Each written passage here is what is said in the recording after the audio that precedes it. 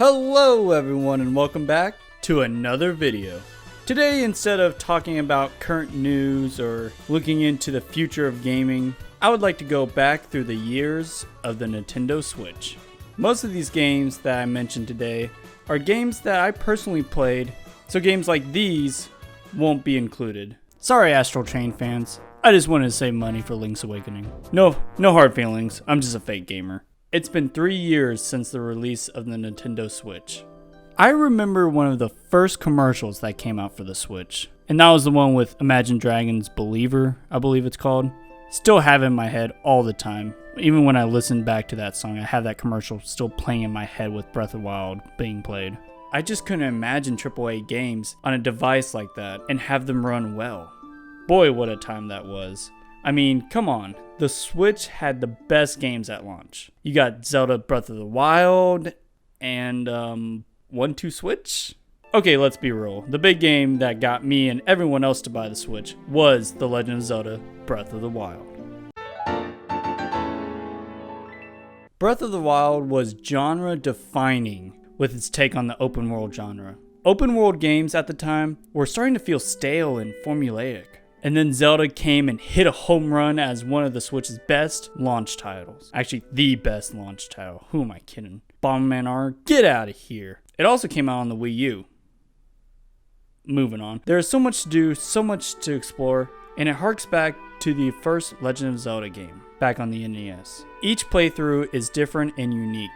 Hyrule is massive with vast fields and frozen tundras. The shrine puzzles were fun and interesting with a plentiful amount of them scattered throughout the world. You could play the game the way you want to play with little hand-holding like prior Zelda games. Honestly, one of my favorite Zelda games, if not my favorite Zelda game, and is a must-play for Switch owners.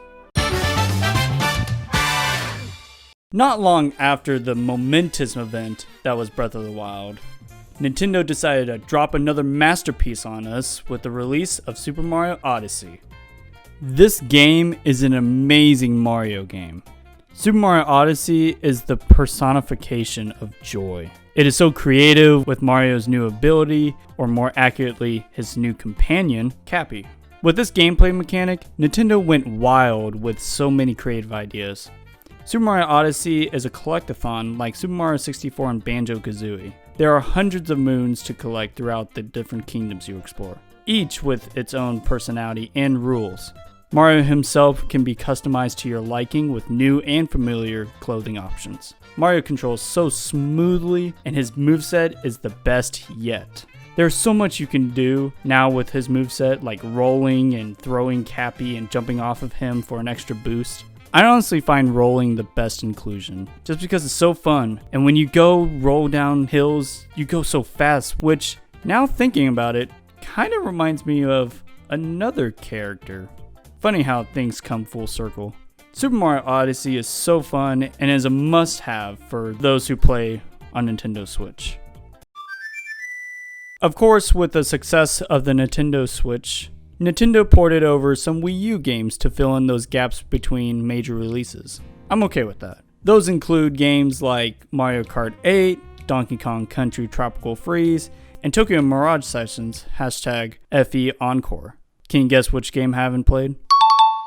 Mario Kart 8 is a great party game, and Tropical Freeze makes me want to throw my controller at the wall with some of its bosses. 2018 came rolling around and Kirby Star Allies was disappointing. I just couldn't get into the game for some reason. I'm not the biggest Kirby fan, but I love Kirby Superstar Ultra for the DS, and Kirby's Epic Yarn for Wii, which should make me a big Kirby fan, right? I didn't play Celeste until later in the year, and I gotta say, I wish I got this first instead of Octopath Travelers. Yeah, let's get Octopath out of the way. So okay, I know this is divisive, and it's okay to disagree with me, but let me explain. I don't like this game.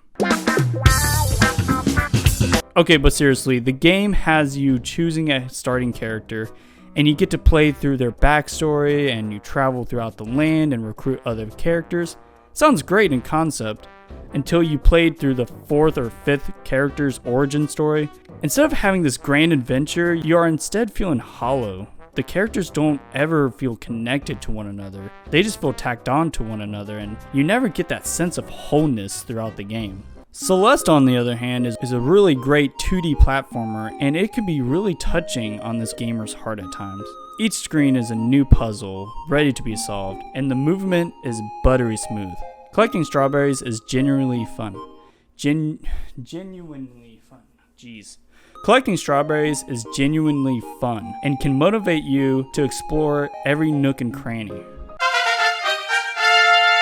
Pokemon Let's Go Pikachu and Let's Go Eevee was a thing.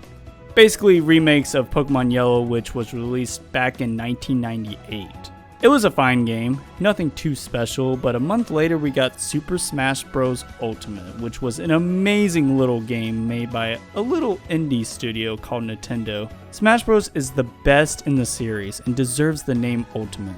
There's not much else I can say more about Smash Bros. Ultimate. Other than that, it is the biggest crossover game in history and is among the best fighting / party game, period. 2019 was a pretty good year for Switch owners, although it didn't start off with the best game it could have.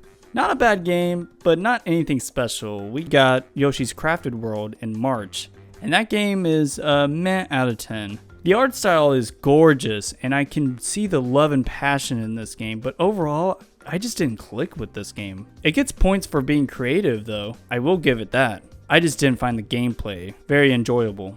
Cadence of Hyrule came out in June, which is an indie game with a Zelda crossover, and I gotta say, well done. I really enjoy Cadence of Hyrule, and I love the music beat mechanics that challenges you to move to the beat of the song that is playing. The roguelike system mixes the item collecting of Zelda games very well. It's a match made in heaven, and I would like to see more indie studios with more Nintendo properties. Super Mario Maker 2 came later in June, and I really enjoyed the game. However, I am not the creative type, so making levels is not my thing, but I do enjoy playing on other people's levels. Later in July, we got my favorite game of 2019, which was Fire Emblem Three Houses. Every character is voice acted, and most of them are endearing. Most of them. Three Houses has 3 paths you can choose, each one with a different outcome to the story. I've only beaten one route with the Blue Lions, so I got a lot more playing to go through. The balance between the combat and the social life is great. However, when it gets closer to the end, it does get a bit tedious. But I can't help it, I love this game, and it's because of Three Houses that I became a fan of the series, even though I don't actually play the other games. In August, we got the release of Astral Chain, and I did not play it. But the month after came a new Zelda game, Link's Awakening. Well, kinda new. It was a good Zelda game. It's probably something I won't play again for a long time, but I had a good time with it while I played it. It's hard going to a more traditional Zelda experience when you have already played a masterpiece. Halloween came around and we got Luigi's Mansion 3, and I really enjoyed playing this game with my wife. Great for co-op play, and this game puts Luigi in his own little genre. Each floor has its own world, which may not make a lot of sense. However, it does keep things interesting throughout the adventure. In November, we got Pokemon Sword and Shield, and I liked it. I haven't gone back to play it in a couple months. If you are looking for a game where you can collect monsters and are interested in turn-based RPGs, then Pokemon Sword and Shield might just be for you, but other than that, it's probably not for you. And then comes 2020 and...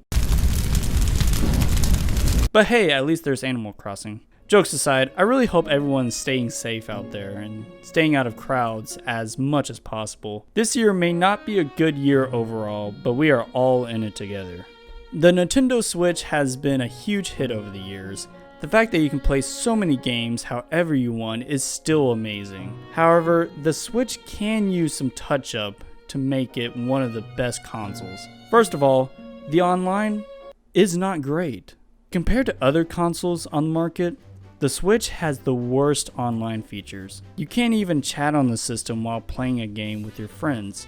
You have to use the Nintendo Switch app in order to voice chat. Why?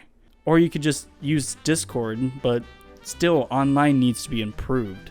But the worst sin the Switch has committed has got to be the themes. There's only two themes within the last 3 years. 2 out of 10. I love the Switch, and it's hard to believe that it's been 3 years that the console has been out. I hope y'all enjoy this video. Feel free to subscribe for more content like this. Let me know in the comments below what your favorite Switch games have been over the years. Thanks again for watching, and I'll see y'all next time.